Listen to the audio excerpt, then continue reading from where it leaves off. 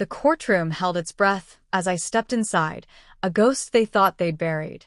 My parents, Victor and Evelyn Marwood, sat in the front row, their faces a mask of disdain. Evelyn's lips twitched with a smirk, Victor's eyes heavy with disappointment. They'd spent years branding me, Cassandra Marwood, as their failure, the daughter who dared to dream beyond their gilded cage. Today, I'd rewrite their story. The air was thick with the scent of polished wood and tension, my boots clicking against the marble floor, each step a defiance of the chaos in my chest. The judge's pen froze mid-scroll, his gaze flicking to the clerk with a whisper I didn't need to hear. "Is that her?" The room stilled, eyes turning, whispers fading. I carried a leather binder, heavy with a decade of secrets. My parents' smug glances wavered as I met their stares, just long enough to see their certainty crack. They thought I was here to beg. They were wrong. I placed the binder on the table, the soft thud echoing like a gavel. Evelyn's smirk faltered. Victor's jaw tightened. The judge cleared his throat but said nothing. They assumed I was defending my name. They didn't know they were the ones on trial. Sunlight sliced through the high windows, glinting off the binder's clasp, illuminating papers I'd bled for over years. I let the silence grow heavy, then spoke, voice steady as stone. "Shall we begin?" Evelyn's eyes widened. Victor looked away. The room waited. The Marwoods were Portland's untouchable elite. Victor, the silver-haired titan of Marwood Properties, Evelyn, the poised queen of high society, and their son, Julian, the flawless heir. But behind their polished veneer, lies festered. I'd once been their shadow, managing the company, when Victor's heart faltered. I poured my savings, $350,000, into saving Marwood Properties during the 2015 market crash, ensuring employees were paid, believing loyalty would bind us. I was naive. Months later, when profit soared, they fired me, citing financial misconduct. The real crime? I'd seen too much. That night, at a dinner lit by crystal chandeliers, Evelyn's voice cut like a blade. "You were meant to serve, not lead."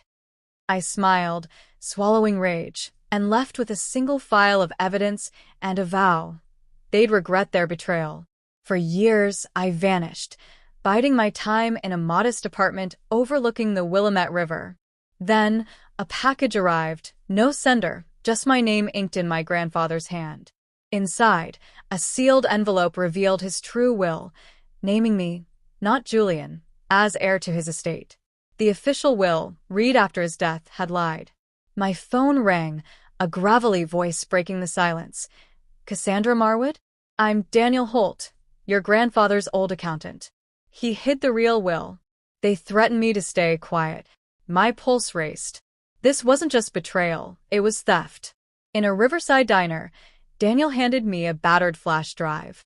"From the firm's archives," he said. They tried to destroy it.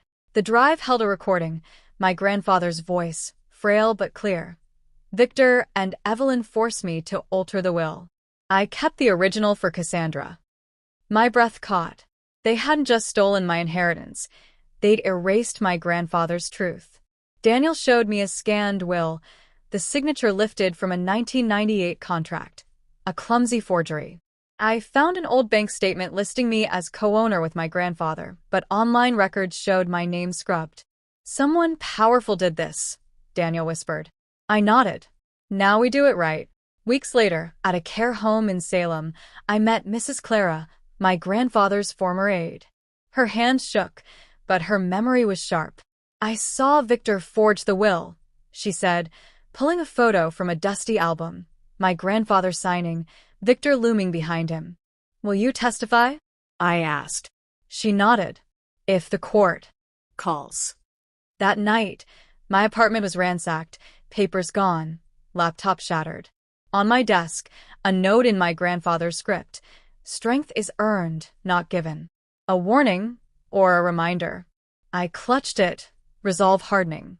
The Marwoods summoned me to their lakeside estate at Mount Hood. Evelyn sat regal in silk, Victor stiff in a tailored suit, Julian smirking over whiskey. "Sign this and we're done," Victor said, sliding over a waiver of inheritance. Julian laughed. She doesn't need to carry Dad's secrets anymore, right? Evelyn froze. Victor's eyes darkened. My hidden recorder caught every word. I set the pen down. I know you made Grandfather's lawyer vanish, I said, and walked out, their panic trailing me. Daniel called later. Victor tried to bribe me. He'd recorded it. Victor's voice, smooth and desperate. Protect the family name. You'll be paid. I sent the file to Prosecutor Laura Kent. We've got them, she said. 7 years, and it's their turn now. The trial was a storm. In the Multnomah County Courthouse, cameras flashed, reporters shouting, Marwood scandal. I walked in, all black, heels sharp as truth.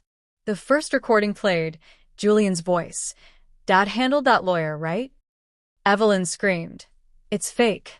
The gavels silenced her. Then Victor's bribe filled the room. The judge's voice was ice. The original will is valid. Cassandra Marwood inherits Marwood properties. The defendants face federal charges. Evelyn sobbed. Victor stared, broken. Julian whispered, You won. I replied, I just reclaimed what was mine. Outside, reporters swarmed. Revenge, Miss Marwood? I paused.